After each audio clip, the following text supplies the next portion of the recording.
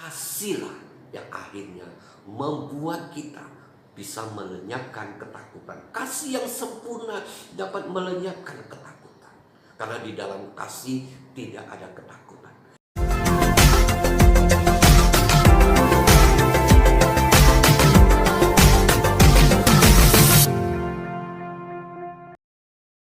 Salam sejahtera dalam kasih Tuhan kita Yesus Kristus. Hari ini saya akan mengajak kita untuk lihat satu bagian firman Tuhan yang terambil dari 1 Yohanes pasal yang 4 ayat yang 18. Demikian firman Tuhan.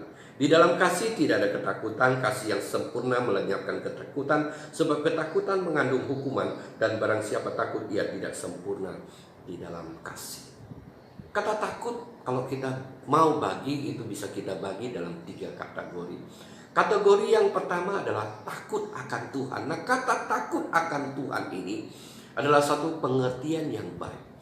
Karena di dalam takut akan Tuhan ada pengertian di dalamnya, ada hati yang kagum dan hormat kepada Tuhan. Bahkan di dalamnya ada hati yang mengasihi Tuhan. Inilah pengertian takut akan Tuhan.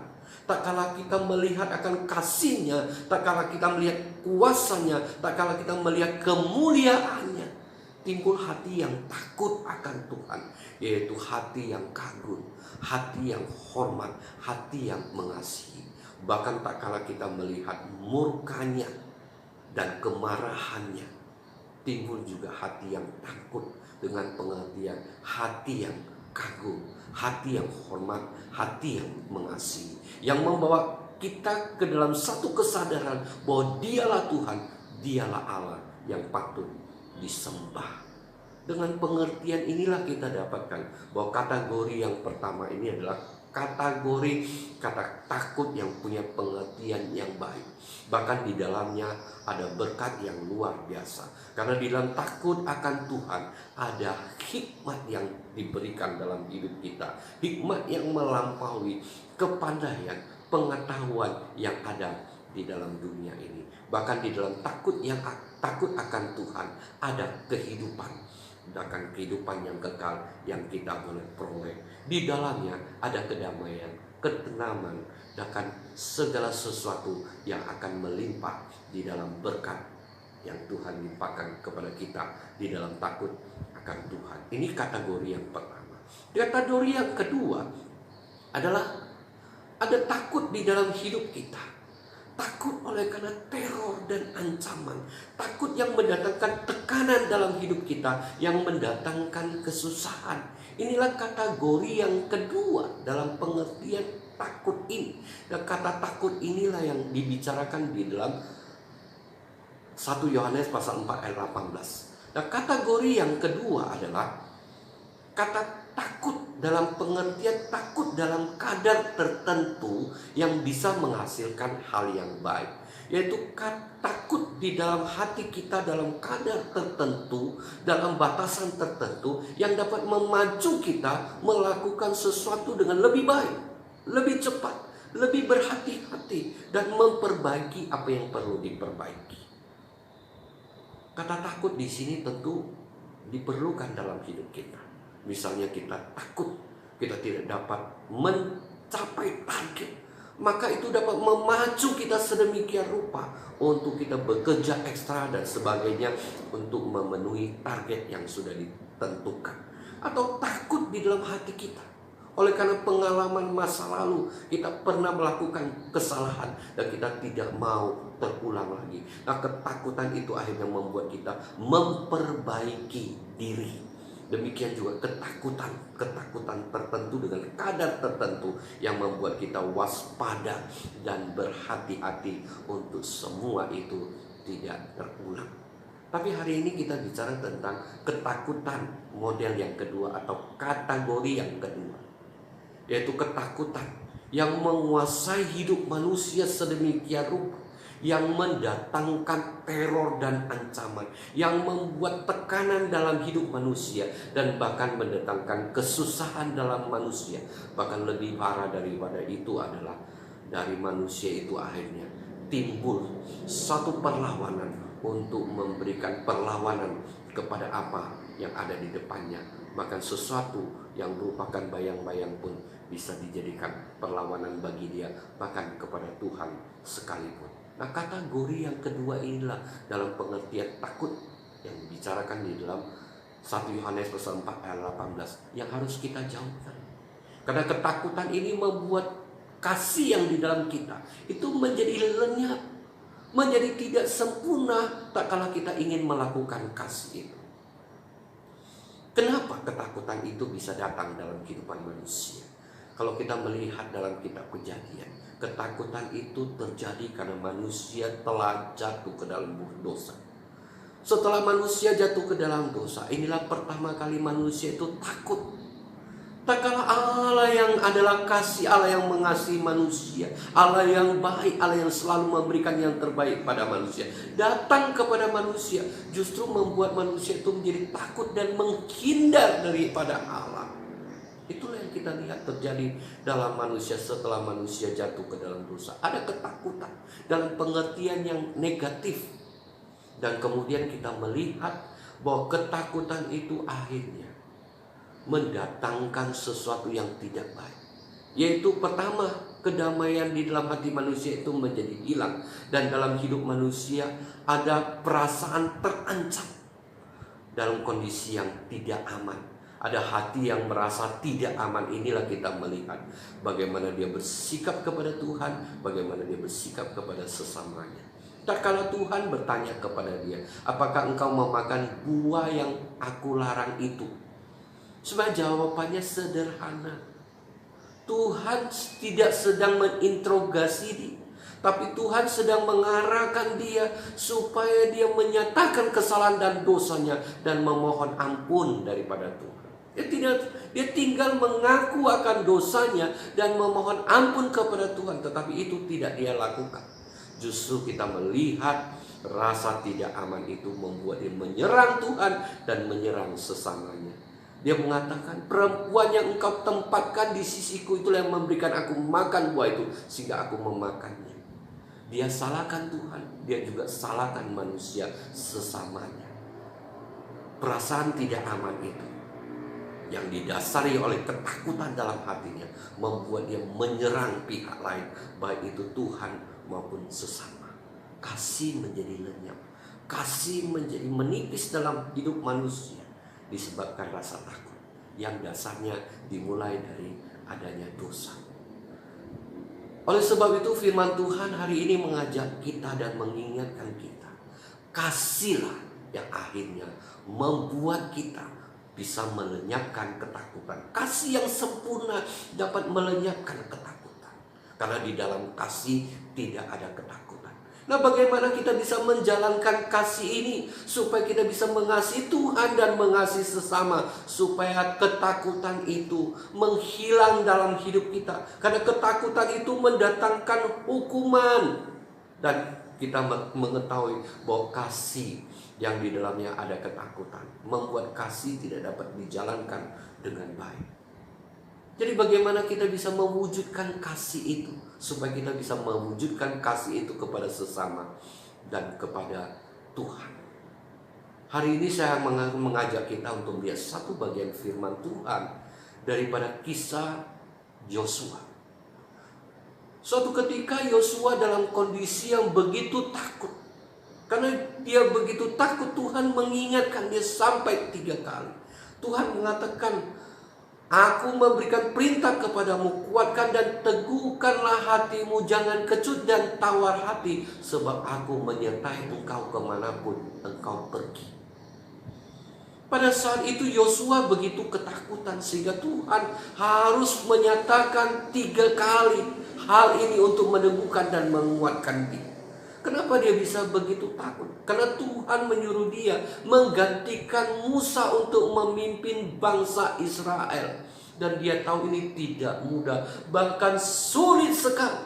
Karena dia tahu dia siapa. Dia menyadari bahwa dia bukan siapa-siapa dibandingkan Musa, mentornya. Dia tahu bahwa Musa adalah hamba Tuhan yang dipakai oleh Tuhan secara luar biasa. Tetapi kenyataan bangsa ini pun dalam kehidupan mereka suka melawan kepada Musa, bersungut-sungut kepada Musa. Bahkan mereka juga memberontak kepada Musa. Dia tahu bahwa Musa itu dipakai oleh Tuhan secara luar biasa. Bagaimana dengan tongkat Musa, dia membelah laut Teberau. Dia tahu juga bagaimana Musa dengan tongkatnya memukul batu dan mengeluarkan air. Dan dengan tongkatnya juga Musa mengangkatnya dan memberikan kemenangan kepada mereka tak kala mereka perang. Dan banyak hal. Tapi dia tahu Musa yang begitu luar biasa pun ditentang. Bangsa ini bersungut-sungut dan memberikan perlawan kepada dia, bahkan memberontak. Terlebih lagi dia memang memimpin prajurit-prajurit berperang.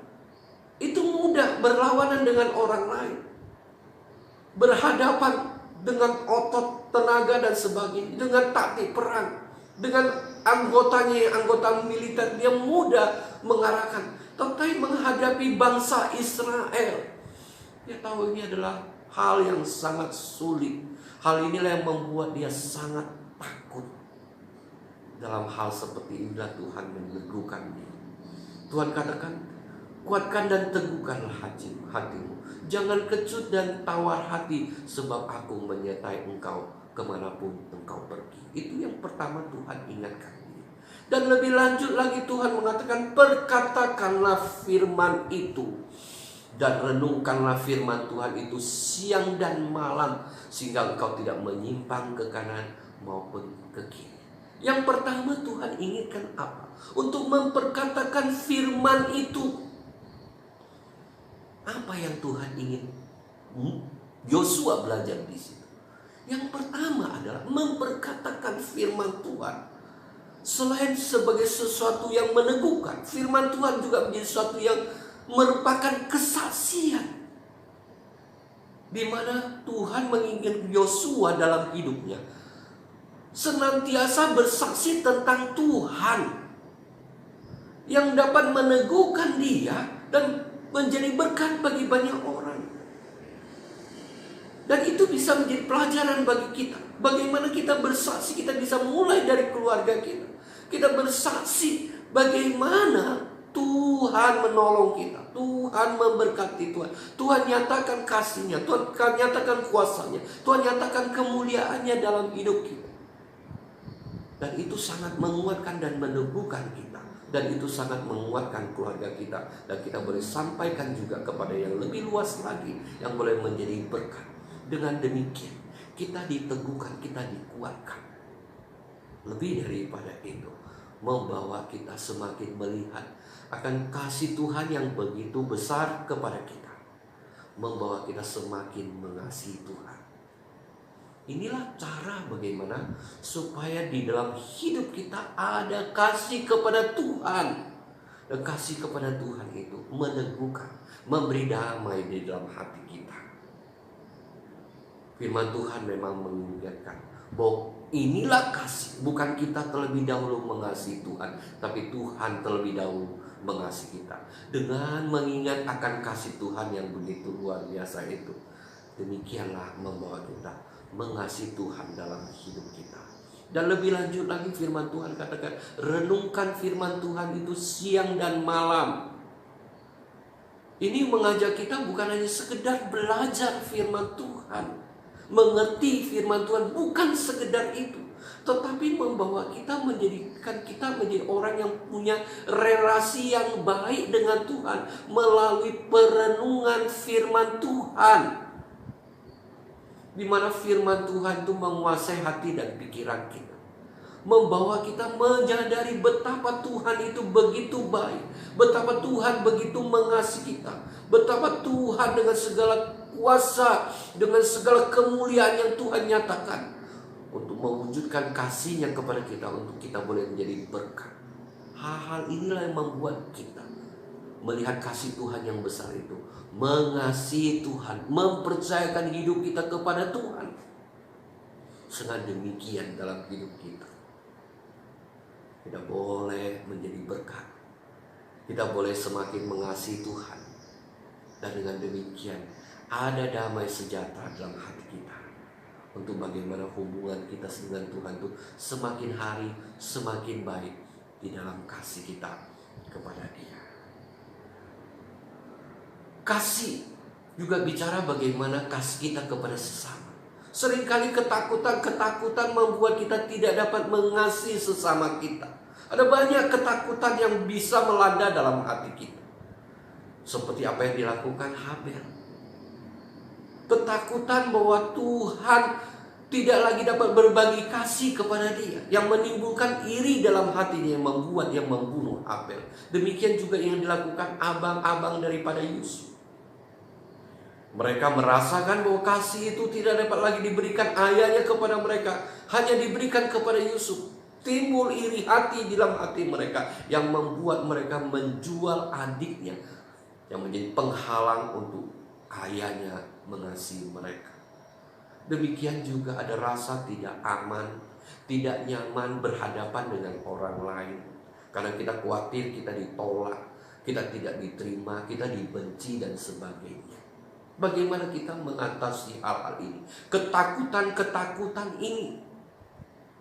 Yang pertama adalah kita harus berdamai dengan Allah. Bagaimana kita berdamai dengan Allah? Dengan kemampuan kita sendiri kita tidak dapat melakukan. Hanya dapat dilakukan oleh Tuhan Yesus. Tuhan Yesus telah mati bagi kita, menjadi pendamai antara kita dengan Allah. Melalui kematiannya di atas kayu salib, kita telah didamaikan dengan Allah tak kala kita percaya kepada Dia. Inilah yang harus kita lakukan. Kita harus percaya kepada Dia, dan Dialah yang sanggup mendamaikan kita dengan Allah. Dan yang kedua adalah kita harus berdamai dengan diri kita sendiri. Ada banyak masa lalu yang membuat kita tidak dapat menerima diri kita sendiri. Mungkin dulu kita jahat, mungkin kita katakanlah dulu kita pembunuh, pencuri, atau kita adalah orang yang sombong, atau sebaliknya kita adalah orang yang sering dibully, kita sering diperolok-olokkan orang lain, kita sering kali mendapatkan hal yang tidak baik daripada orang lain. Dan hal ini membuat kita menjadi orang yang hari ini menutup diri dan tidak mau menerima orang lain, dan tidak bisa menerima orang lain. Kita dibawa satu kesadaran bahwa kita dulu adalah orang yang tidak baik. Apakah orang dapat menerima kita? Apakah orang dapat mengerti kita? Apakah orang tidak dapat membenci kita? Hal-hal inilah yang membuat kita tak kalah berhadapan dengan orang lain dengan pemikiran-pemikiran seperti ini, yang membuat kita memberikan perlawanan, yang membuat kita memberikan satu tentangan bagi orang lain, yang membuat kita selalu ingin menyerang orang lain, mengkritik orang lain, dan sebagainya. Yang akhirnya ketakutan ini yang membuat kita tidak dapat mengasihi orang lain dengan baik. Oleh sebab itu kita harus berdamai dengan diri kita sendiri. Memang ini bukan pekerjaan yang mudah, bukan seperti kita membalikkan tangan, tapi bagaimana di hadapan Tuhan, melalui firman Tuhan, melalui perenungan firman Tuhan, baik itu secara pribadi, mau tak kala kita merenungkan firman Tuhan, tak kala kita beribadah di gereja dan sebagainya, kita perlahan-lahan membawa hati kita, membawa pemikiran kita bahwa Tuhan mengasihi kita, Tuhan yang sudah mati bagi kita, dan telah menjadi manusia yang baru, yang harus mengasihi sesama kita dengan sedikit demi sedikit. Melalui perenungan firman Tuhan, kita belajar untuk bagaimana mengasihi sesama kita. Kita menerima diri kita terlebih dahulu, untuk bagaimana kita berdamai dengan diri kita. Dengan demikian kita dapat berdamai dengan orang lain dan menerima orang lain, dan dapat mengasihi dia dengan baik. Itu yang kedua. Dan ketiga adalah bagaimana kita berdamai dengan orang lain. Kita berdamai dengan orang lain, orang yang menyakiti hati kita, orang yang telah melukai hati kita, orang yang telah berbuat hal-hal yang tidak baik bagi kita. Bagaimana kita berdamai dengan mereka? Tidak ada cara yang lain kecuali hanya satu, yaitu dengan memberi ampunan bagi mereka, memberi maaf kepada mereka. Suatu ketika Petrus bertanya kepada Tuhan, Tuhan, berapa kali aku harus mengampuni saudaraku? 7 kali Tuhan, katanya. Karena secara tradisi orang Yahudi hanya mengampuni 3 kali. Setelah 3 kali mereka boleh balas. Oleh sebab itu sebagai murid Tuhan dia merasa bangga kalau dia bisa 7 kali. Lebih daripada bangsa Yahudi. Tapi Tuhan mengatakan bukan 7 kali Petrus, melainkan 70 kali 7 kali.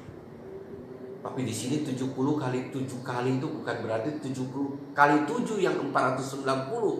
Kalau 490 itu bahaya. Karena menunggu 490 itu bisa membuat kita menjadi orang yang mempunyai dendam kesumat. Karena kita menunggu begitu lama untuk dapat membalas. Bukan itu. Tapi firman Tuhan katakan 70 kali 7 kali. Artinya 70 kali 70 sampai 7 kali. Artinya 70 pangkat 7. Nah kalau kita hitung tuh triliunan. Artinya apa? Artinya Tuhan menginginkan kita mengampuni orang yang bersalah kepada kita. Orang yang menyakiti hati kita. Orang yang telah melukai kita. Melukai hati kita, batin kita. Bukan hanya sekedar mengampuni, tapi juga menyiapkan pengampunan kepada mereka. Artinya dalam hati kita harus ada ketersediaan mengampuni orang lain, memaafkan orang lain. Dengan demikian ada hati yang damai di dalam hati kita, yang membuat kita dimudahkan untuk mengasihi sesama kita. Dan dengan demikian ketakutan dalam hati kita semakin hari semakin menjauh dalam hati kita. Demikianlah kita dapat melakukan firman Tuhan ini. Firman Tuhan katakan di dalam kasih tidak ada ketakutan. Kasih yang sempurna melenyapkan ketakutan. Dengan demikianlah ketakutan-ketakutan itu melenyap dalam hidup kita. Karena ketakutan-ketakutan jenis ini adalah ketakutan-ketakutan yang tidak mendatangkan manfaat yang baik dalam hati kita. Kita harus buang dalam hati kita dan menggantinya dengan kasih Tuhan. Amin.